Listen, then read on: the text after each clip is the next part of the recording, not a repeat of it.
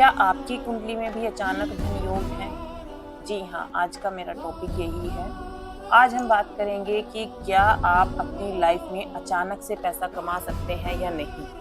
अगर आपकी कुंडली में ऐसे स्ट्रॉन्ग प्लैनेट की पोजीशन है, आप भी अपनी जन्म पत्रिका से ये देख सकते हैं कि आप अपनी लाइफ में अचानक से पैसा कमा सकते हैं या नहीं कमा सकते हैं। तो चलिए आगे बढ़ते हैं और बात करते हैं कुछ सूत्रों के बारे में। पाराशर ऋषि जी ने जो काल पुरुष की कुंडली के सूत्रों के बारे में चर्चा की है, तो आज हम उसी पे बात करेंगे और आगे बढ़ते हैं। सबसे पहले मैं एक चीज के बारे में बात करूंगी। सबसे पहले हम बात करेंगे नवम भाव की। जो नवम भाव है वो हमारा भाग्य का घर है। तो नवम भाव भाग्य का घर है, तो भाग्य से भाग्य, नवम से नवम, पंचम भाव में प्लैनेट की पोजीशन देखेंगे। सबसे पहले हम अचानक से पैसा आपकी लाइफ में आएगा कि नहीं आएगा, उसके लिए आपको पंचम हाउस में प्लैनेट की पोजीशन देखनी पड़ेगी। उसके लिए आपको देखना क्या है कि पंचम भाव में राहु की प्लेसमेंट होनी चाहिए। अगर राहु की प्लेसमेंट या केतु की प्लेसमेंट पंचम भाव में है, राहु और केतु पंचम और 11th में हो, राहु जिस राशि में बैठा है उसका लॉर्ड 9th या लग्न में हो, समझिए इस बात को। जैसे अगर राहु 4 नंबर में बैठा है, मान लिया 4 नंबर राशि में बैठा है, 4 नंबर राशि का लॉर्ड है चंद्रमा। चंद्रमा या तो 9th हाउस में हो या फिर लग्न में हो और उस पर शुभ ग्रहों की दृष्टि हो, तो ये एक चांस बनता है कि आपकी लाइफ में अचानक से धन योग आएगा। आप अचानक से पैसा कमा सकते हैं। आपकी लाइफ में एक मौका जरूर आएगा कि आप अपनी लाइफ में अचानक से पैसा कमाएं। कुछ लोग होते हैं कि लाइफ टाइम कमा कमा कर थक जाते हैं, और कुछ लोग होते हैं कि अपनी लाइफ में बैठे बिठाए पैसा कमाते हैं।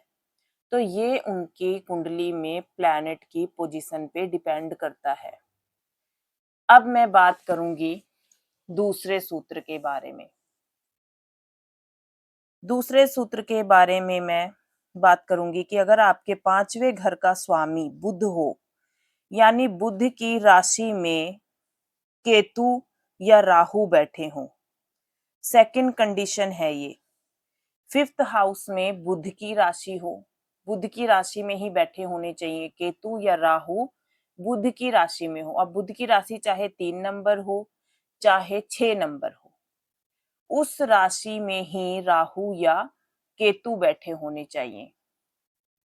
अब उसमें होना क्या चाहिए और वो बलि कैसे बना सकते हैं उसको। अब इसके नवम भाव की भी भागीदारी हो जाए। नवम भाव का स्वामी 5th हाउस में बैठ जाए या नवम भाव का स्वामी 11वें भाव में चला जाए। 5th हाउस में जो बुध की राशि हो और नवम भाव का स्वामी 5th में आ जाए या 11th में चला जाए या सेकंड हाउस में आ जाए।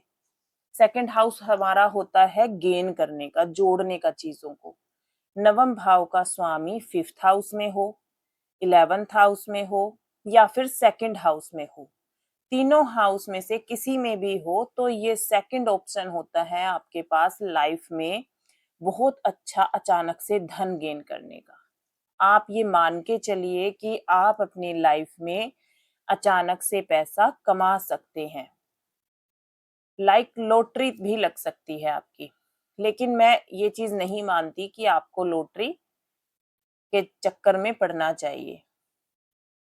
आप ये मान के चलिए कि आप अच्छी जगह निवेश कर सकते हैं, आप अच्छी जगह पैसा लगा सकते हैं, वो चीज सही होती है, आप सही चीजों से पैसा कमा सकते हैं। तो अब हम बात करते हैं तीसरी। अगर ये सब हो जाते हैं तो आप अति भाग्यशाली की श्रेणी में आते हैं। और जब इनमें से जब किसी भी प्लैनेट की दशा चलेगी, तो अब अगर आपकी लाइफ में आप ये मान के चलिए कि अगर जैसे इनकी प्लेसमेंट तो हमने देख ली, प्लेसमेंट के बाद आपकी लाइफ में ये मौके कब आते हैं?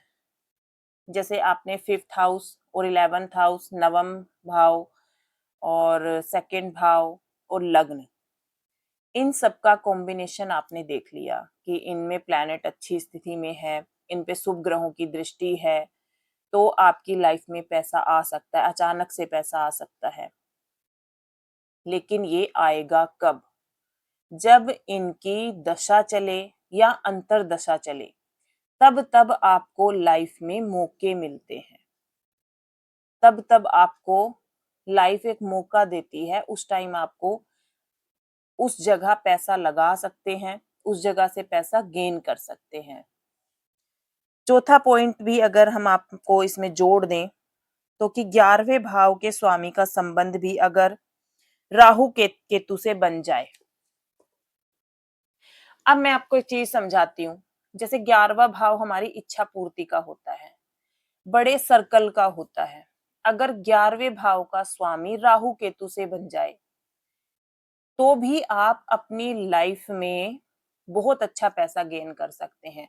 या राहु केतु के त्रिकोण में भी आ जाए 11वें भाव का स्वामी, या 12th सॉरी सेकंड भाव का स्वामी अगर राहु केतु के त्रिकोण में भी आ जाए तो भी आप अपनी लाइफ में अच्छा पैसा गेन कर सकते हैं। लेकिन अगर इन सब के बावजूद 8th हाउस से संबंध बन जाए तो आपको ये फायदे की जगह नुकसान भी करवा सकता है।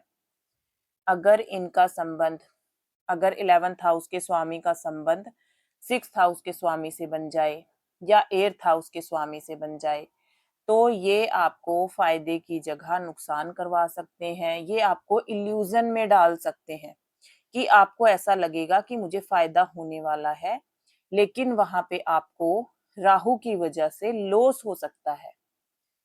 तो अभी हम यहाँ किसी की कुंडली की प्रिडिक्शन नहीं कर रहे हैं, यहाँ सिर्फ हम एक नॉर्मल जनरल बात कर रहे हैं प्लैनेटरी पोजीशन की, कि अगर राहु और केतु 5th हाउस में हो, 5th और 11th हाउस में हो, उनका लॉर्ड 9th हाउस में और लग्न में बैठा हो, उन पर शुभ ग्रहों की दृष्टि हो, 9th हाउस का लॉर्ड 11th हाउस में हो, सेकंड हाउस में हो और 5th हाउस और 11th हाउस से कॉम्बिनेशन बना ले, सेकंड हाउस या इनके त्रिकोण में बैठ जाए, तो हम मान सकते हैं कि बंदे को, इंसान को, उस जातक को अपनी लाइफ में अचानक से धन योग के लाभ मिल सकते हैं। तो किसी भी पत्रिका में आगे बढ़ने के लिए सबसे पहले आप ये मानकर चलिए, सारी चीजों पर ध्यान से देखने के बाद ही ये सारी चीजें फॉलो होती हैं या फॉलो करनी चाहिए। अदरवाइज सारी चीजों पर फोकस हमें नहीं करना चाहिए। हर चीज को जानकर समझकर ही हमें अपनी लाइफ में आगे बढ़ना चाहिए। आशा करती हूँ आपको ये जानकारी पसंद आई होगी। धन्यवाद।